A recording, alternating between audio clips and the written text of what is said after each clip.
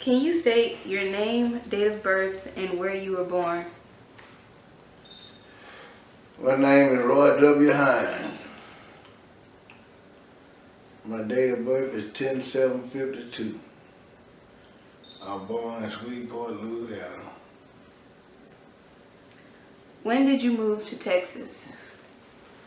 1971. What city of Texas did you live? Houston. And from coming from Louisiana to Texas, what is the memory you have of being racially discriminated or injustice? I was in Dallas, Texas. And I was living in Shreveport at the time.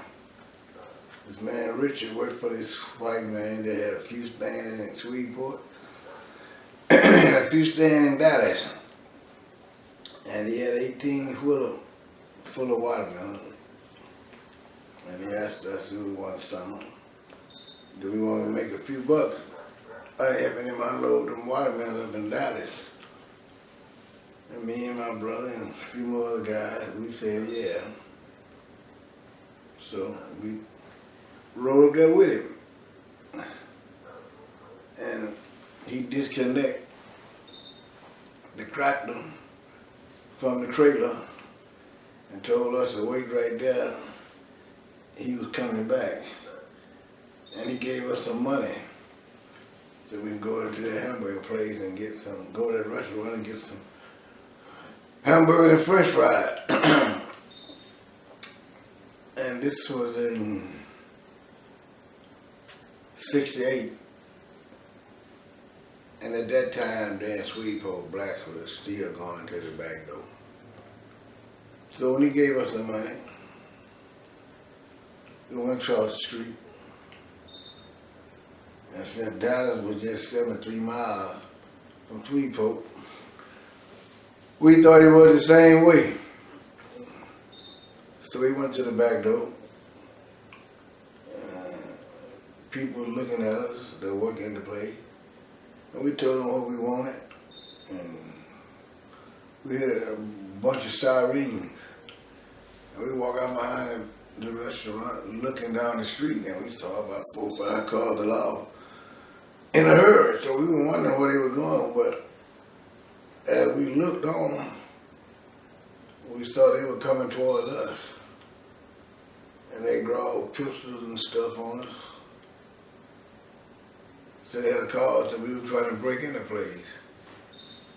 And we would say, no, we weren't trying to break into the place. We just come back here to order hamburger and french fries. And they pulled guns and were telling us to get on the ground and all that. And we didn't know why. And we wasn't too quick to get on the ground, so they were getting upset. But by that time, Richard came back, the man we rode up there with. He came over there and he asked the officer what the problem was. And they said they had a call that they had 5 or 6 blacks trying to break in the place. They had the back door back there. And Richard grabbed his hat, grabbed his head and said, officer, it's my fault. I didn't tell them that they could go through the front door.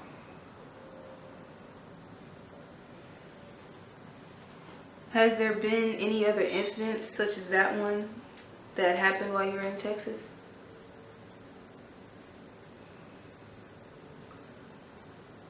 Not directly, but somewhat indirectly. Can you elaborate? Well, I experienced the fact that since I've been here,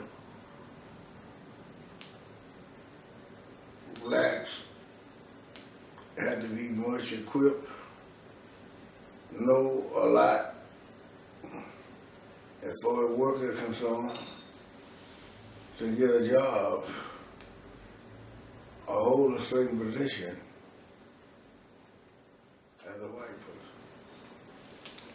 Going back to the time you came to Texas during the civil rights movement, Did you see any of the sort of black parties or?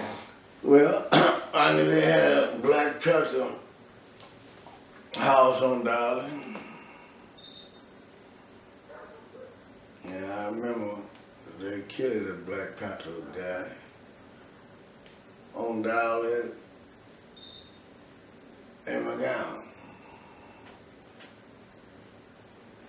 They had, on the intersection, they had laws coming from both ends of that section, the intersection.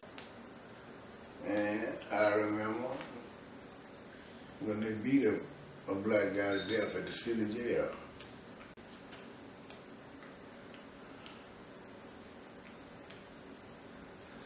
I remember this Hispanic guy named Joe Torres.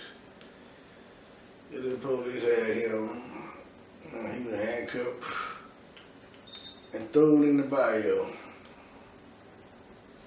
It was still a lot of tension going on because Martin Luther King had just got killed about 3 years ago in '68. Overall, how has your experiences throughout the civil rights movement shaped your outlook on society and the government towards African Americans? It wasn't nothing that was shocking to me. But at that time when I come to Houston, I could go through the front door and things like that, but it still was racial tension. Especially with law enforcement and jobs. If you was a black man, well, they stereotype you. If you had a big afro, you was a bad person. If you had a beard and facial hair, you was a bad person. If you would speak out on racial things that have been did by whites, you was a threat. And there were a lot of things you could not say.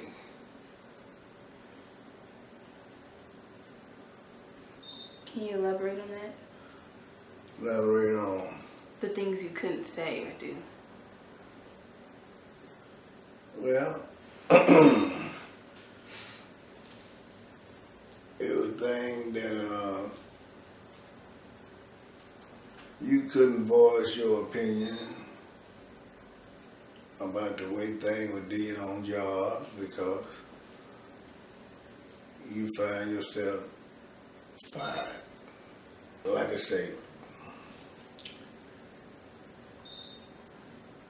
white and blacks, it was a big thing, you know. It was just like the whites were trying to keep everything to themselves, and the blacks were trying to come up, but it was a way you can do that and it was a way you couldn't do it. And whether you believe it or not, it's that way today, but it's just done different. It's just young blacks today are misusing their rights that black before them marched, bled, and died for. And the rights they have today was not given. Blacks earned it before them, marching and demonstrating, dying, getting shot. And all the young blacks do today, they want to kill up each other. And it's a sad state. That's it.